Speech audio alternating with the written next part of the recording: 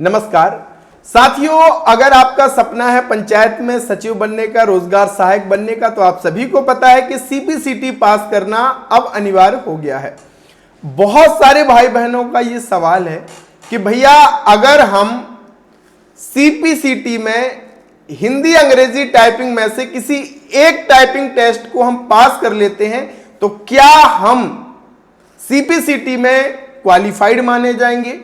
तो इसका पूरा सही उत्तर आज की इस वीडियो में आपको देने वाला हूं, जिससे आपका पूरा भ्रम दूर हो जाएगा। इसके साथ ही साथ दूसरा सवाल जो है कि ग्राम रोजगार सहायक बनने के लिए, पंचायत सचिव बनने के लिए हमें कौन सी टाइपिंग पास करना जरूरी है सीपीसीटी में, इसका उत्तर भी आपको मैं इसी वीडियो में देने वाला हूं। तो ये बहुत महत्वपूर्ण वीडियो है। अगर आपने सीपीसीटी का फॉर्म भर दिया है, ये वीडियो आपके लिए जरूरी है। अगर आप आने वाले महीनों में सीपीसीटी क्लियर करना चाहते हैं तो ये कंफ्यूजन आपके मन से दूर होना बेहद ही जरूरी है। तो स्वागत है आप सभी का आपके अपने यूट्यूब चैनल एमपी रोजगार इन्फो में। मेरा नाम है भैया अरुण लोधी और यहां पे हम बात करते हैं मध्य प्रदेश से जुड़ी हर एक सरकारी भर्ती, सरकारी कल्याणकारी योजना की। तो अगर चैनल पे आप नए हैं तो कीजिएगा, चैनल को सब्सक्राइब, बिल्कुल फ्री है, कोई भी पैसा नहीं लगता और ये हमारे व्हाट्सएप चैनल का लिंक है। इसके साथ ही साथ अगर आप अपने जिले से संबंधित कोई योजना, वैकेंसी की जानकारी पाना चाहते हैं तो आप किस जिले से हैं ये कमेंट में जरूर लिख दीजिएगा। और अगर आप मुझसे डायरेक्ट चैट करना चाहते हैं तो डिजी इन्फो ऐप डाउनलोड कीजिए, वहां पे फ्री चैट का ऑप्शन आपको दिया है। आपकी जो भी समस्या हो आप मुझसे साझा कर सकते हैं। तो सबसे पहले हम ये जान लेते हैं कि रोजगार सहायक और सचिव के लिए सीपीसीटी में कौन सी टाइपिंग पास करना जरूरी है। तो पहले रोजगार सहायक के लिए मैंने ये पूरी मार्गदर्शिका निकाल ली है। तो यहां पे आप देखेंगे स्पष्ट उल्लेख किया गया है, ये देखिए, कंप्यूटर दक्षता प्रमाणीकरण परीक्षा यानी सीपीसीटी हिंदी टाइपिंग के साथ उत्तीर्ण प्रमाण पत्र होना चाहिए। यानी इसमें भैया क्या, हिंदी टाइपिंग जरूरी है रोजगार सहायक में।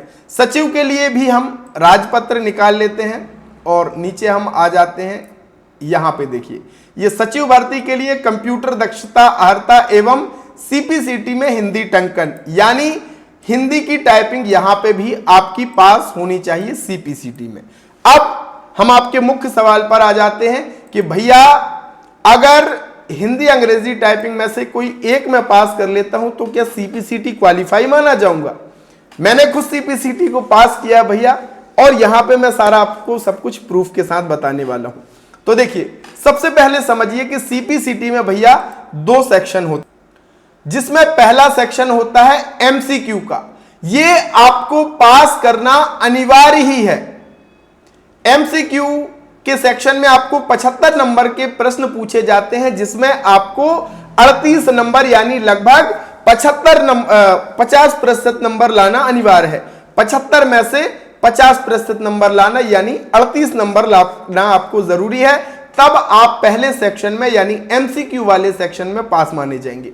अगर आपकी इसकी तैयारी नहीं है तो आप इसकी तैयारी कर सकते हैं। आप चाहें तो हमारे डिजी इन्फो ऐप के भीतर सीपीसीटी के एमसीक्यू की तैयारी के लिए हिंदी में आपको नोट्स मिल जाएंगे और इन नोट्स को पूरे सिलेबस को कवर करते हुए बनाया गया है।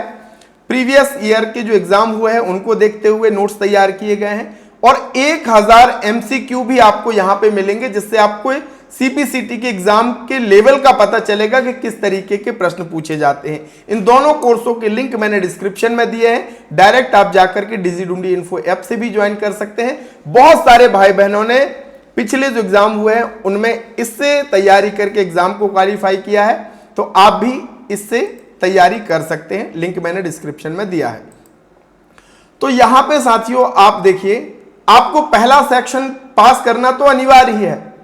अगर आप मान लीजिए पहले सेक्शन में फेल हो जाते हैं, 38 नंबर नहीं ला पाते और हिंदी अंग्रेजी दोनों टाइपिंग पास भी कर लेते हैं, तो भी आपका रिजल्ट क्या होएगा, फेल माना जाएगा, डिस्क्वालीफाई माना जाएगा। तो आपको क्या करना है कि पहला सेक्शन तो आपको पास करना है। उसके बाद अगर मान लीजिए आप अंग्रेजी टाइपिंग में फेल हो जाते हैं और हिंदी टाइपिंग में पास हो जाते हैं, अच्छे से समझिए, अगर आप हिंदी टाइपिंग में क्या हो जाते हैं, पास हो जाते हैं और अंग्रेजी टाइपिंग में फेल हो जाते हैं, तो आपका जो स्कोर कार्ड है वो जनरेट होगा क्वालिफाइड का। लेकिन जहां पे अगर इंग्लिश टाइपिंग मांगा गया है किसी विभाग में, तो वहां पे ये स्कोर कार्ड आपका नहीं चलेगा। पहला सेक्शन तो आपको पास करना अनिवार्य है। ये पहला सेक्शन जो है ये पास करना अनिवार्य है। अब इन दोनों टाइपिंग में से किसी एक अगर आप पास कर लेंगे तो आप क्वालिफाई माने जाएंगे, बशर्ते जैसे कि रोजगार सहायक में हिंदी टाइपिंग मांगा गया है, सचिव में हिंदी टाइपिंग मांगा गया है, तो अगर आपका पहला सेक्शन के साथ हिंदी टाइपिंग पास हो जाता है तो आप सीपीसीटी में क्वालिफाई माने जाएंगे।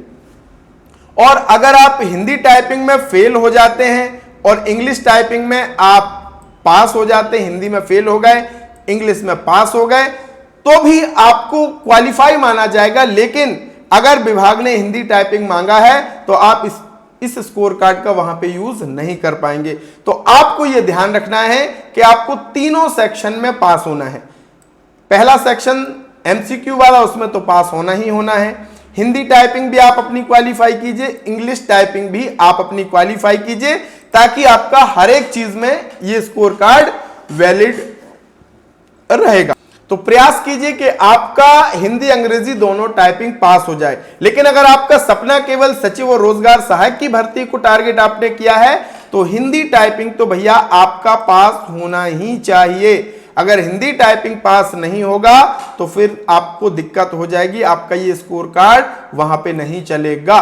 तो आज के इस वीडियो के भीतर मैंने आपको सब कुछ क्लियर कर दिया है। अगर आपका कोई और प्रश्न है तो आप मुझे कमेंट में लिख सकते हैं। और हां, पहला सेक्शन पास करना अनिवार्य है, तो इसकी तगड़ी तैयारी आपको करनी हो। आप चाहें तो हमारे मटेरियल का भी यूज कर सकते हैं। तो आशा करते हैं आपको सब कुछ समझ में आ गया है। मिलेंगे एक ऐसे ही नए वीडियो, नई जानकारी, नए अपडेट के साथ। तब तक के लिए बहुत बहुत धन्यवाद। जय राम जी की।